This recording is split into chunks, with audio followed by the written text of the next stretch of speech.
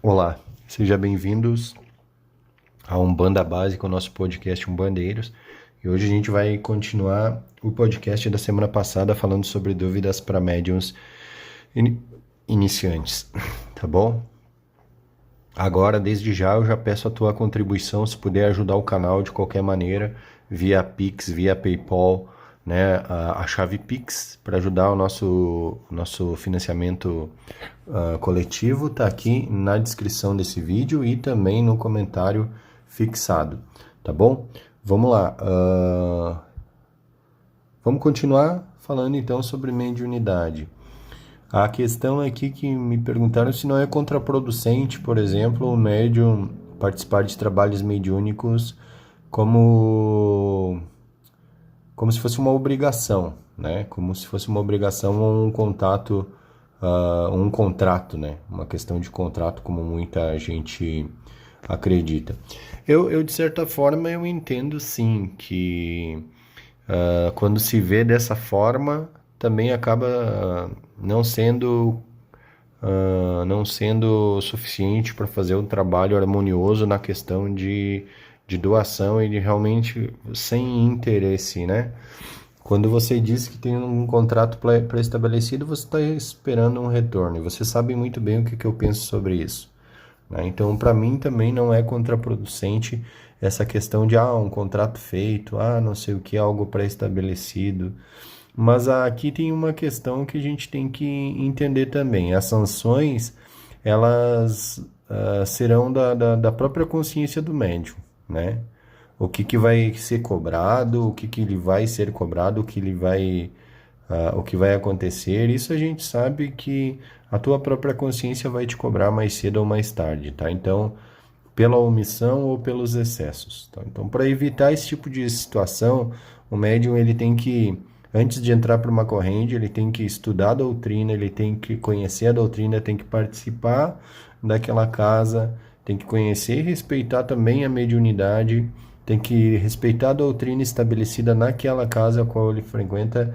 A melhor opção para conhecer sobre a mediunidade é quando ele é direcionado para o pai ou para a mãe de santo e ele vai começar a estudar e conhecer como que a casa se relaciona com a espiritualidade, tá?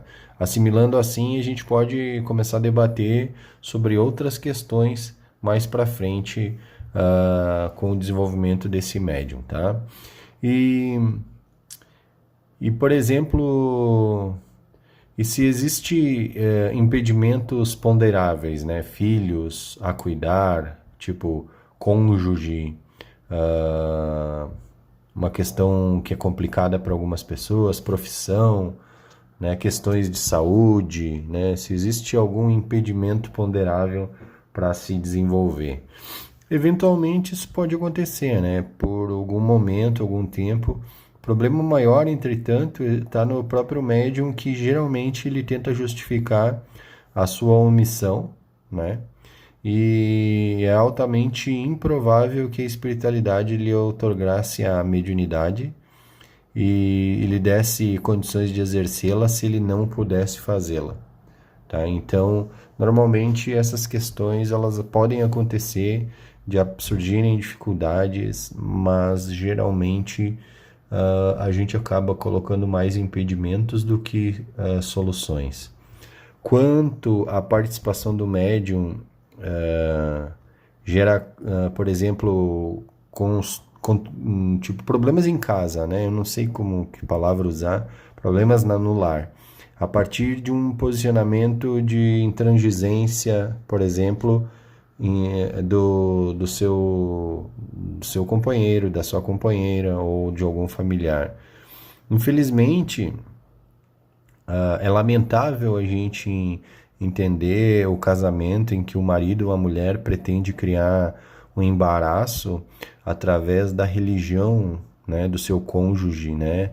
É inconcebível isso. Então, às vezes eu fico pensando a que ponto chegou de uma pessoa se unir a outra em que sabe que aquela pessoa vai causar um impedimento na vida dela.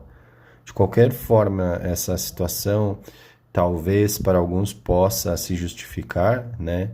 A ausência do médium no terreiro vai impedi-lo de exercer a sua fé, e questões inerentes à mediunidade também vão ser exercidas, vão ser impedidas de ser exercidas, e isso sim pode prejudicar o médium. Então é complicado isso.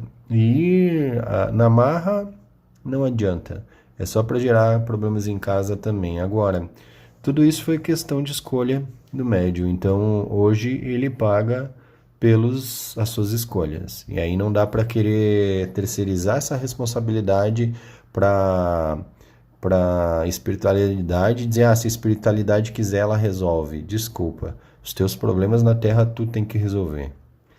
É difícil encontrar pessoas que guardam uma perfeita estabilidade emocional, física, e será que isso tem a ver, por exemplo, com sensibilidade mediúnica? Essa é uma das dúvidas que paira sobre as pessoas geralmente que chegam na religião.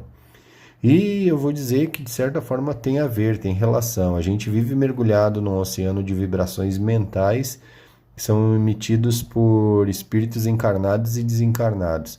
Assim como a gente pode ser contaminado, por exemplo, por vírus e bactérias no nosso físico, a gente também sofre contaminações espirituais que geram alterações no nosso estado de ânimo. Então, sofrer alterações de estabilidade emocional e física é muito comum, sim, para médiums mais sensíveis. Isso explica por que as pessoas tendem a ficar deprimidas num velório, por exemplo, ou felizes no casamento. Sem dúvida, o ambiente, a situação, eles exercem uma grande influência na gente. Então, a gente tem que lembrar que quando as nossas emoções são provocadas, a gente acaba acompanhando aquela sensibilidade, aquela vibração. Emoção, ela se expande e ela pode envolver outras pessoas também. Explica também, por exemplo, atrocidades cometidas na guerra, por exemplo, né? A guerra, ela é lamentável, já é um episódio lamentável. Eu diria que a guerra é praticamente um cenário de epidemia de maldade, né? Na face muito cruel, uma face muito cruel da humanidade. Então, acaba atingindo sim os corações que são dominados por instintos de animalidade, de raiva, de fúria, e a grande maioria de medo. Então, esse tipo de coisa ele propaga-se com rapidez, como se fosse uma pólvora queimando rapidamente e explodindo. Então, certamente isso atinge muito as pessoas. No lar, parece acontecer algo semelhante quando as pessoas perdem o controle e se agridem com gritos, com palavrões, descendo não raro a agressões físicas, né? Em nenhum outro lugar nós demonstramos com maior propriedade a nossa inferioridade. No lar rompe-se verniz social, caem as máscaras, as pessoas mostram quem realmente elas são, como não existe santos na Terra, né? Então elas conturbam-se dentro do seu ambiente, favorecendo na contaminação e na agressividade que envolvem os membros da casa. E como evitar isso? É preciso desenvolver e fortalecer as defesas espirituais, elevando o nosso padrão vibratório, sincronizando numa frequência que coloque acima das perturbações do ambiente e se sintonizando com a espiritualidade que te acompanha. Como funciona dessa forma? A gente pega como exemplo as ondas, os hertz, né, que são transmitidos na radiofonia, né?